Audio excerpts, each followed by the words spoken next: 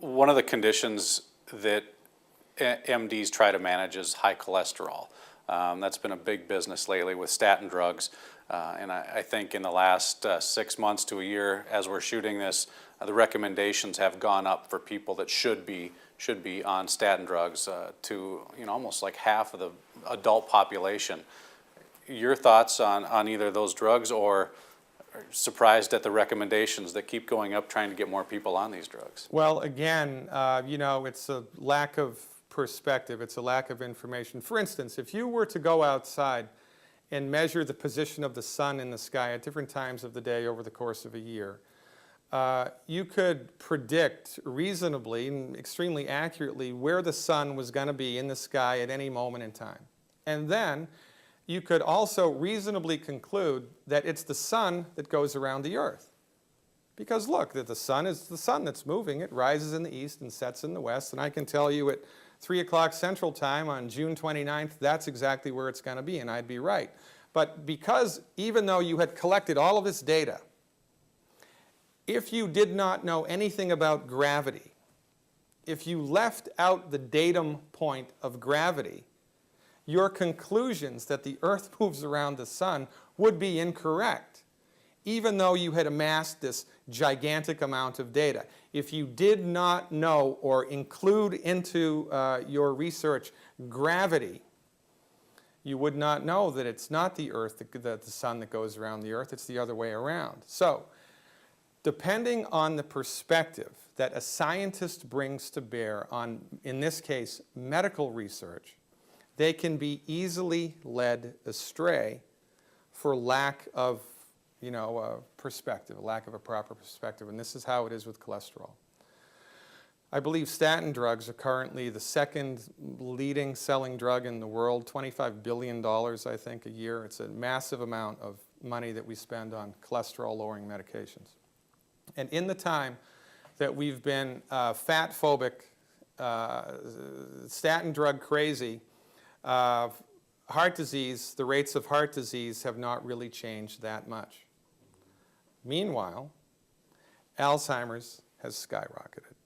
Alzheimer's has risen from obscurity to become the 6th leading cause of death. And if you look at the incidence of occurrence of Alzheimer's disease, it parallels almost exactly the introduction of statin drugs to the market. 75% of the brain and central nervous system is made from cholesterol. All of your sex hormones are made from cholesterol. All of the walls of all of the trillions of the cells in your body are made from cholesterol. Cholesterol is so important to the human body that your body makes it. Your liver will make cholesterol if you don't have enough. That's how statin drugs work. They interrupt the process in the liver, which makes cholesterol. They interrupt your body's natural production of cholesterol by causing inflammation in the liver, which is why if you're taking a statin drug, you need to have your liver enzymes checked every 6 months to make sure you're not getting hepatitis from the statin drug. But back to the point. There's no relationship between cholesterol and heart disease. Let me say it again. There's no relationship between cholesterol and heart disease. There was a Russian doctor, his name is Ufi Ravanskov. He did a meta-analysis of all of the research ever published on heart disease anywhere in the world and looked at all of it. And when you objectively look, without any pharmaceutical funding, when you objectively look at the data, the fact of the matter is there is no relationship between cholesterol and heart disease. It is not cholesterol. It is not the presence of cholesterol in the body that causes cholesterol to accumulate in the arteries. Cholesterol is not the culprit. It's inflammation of the artery, which causes the body to lay down cholesterol as a bandage. This is our point of view. But if you drive cholesterol into the ditch with statin drugs, fat-free diets, and exercise, guess what happens? Your brain dries up, you get Alzheimer's, your sex hormones dry up. If you're a man, you get erectile dysfunction. If you're a woman, you get hot flushes for 5 years instead of 5 months like your grandparents. There are only 2 prescription medications which I unequivocally across the board recommend all of my patients to stop taking immediately. Just flush them down the toilet. Statin drugs and any type of proton pump inhibitor or heartburn medicine. because these things will kill you. Again, there's no relationship between high cholesterol and heart disease. Quite frankly, you would be hard-pressed to try to get high cholesterol. And if you ever do, in fact, have high cholesterol, which from our point of view is over 275. High cholesterol, as far as I'm concerned, is over 275 for total cholesterol. But even if you did have high cholesterol, the cholesterol itself is not the problem. It's like the check engine light on the dashboard. The little light on the dashboard is not the problem.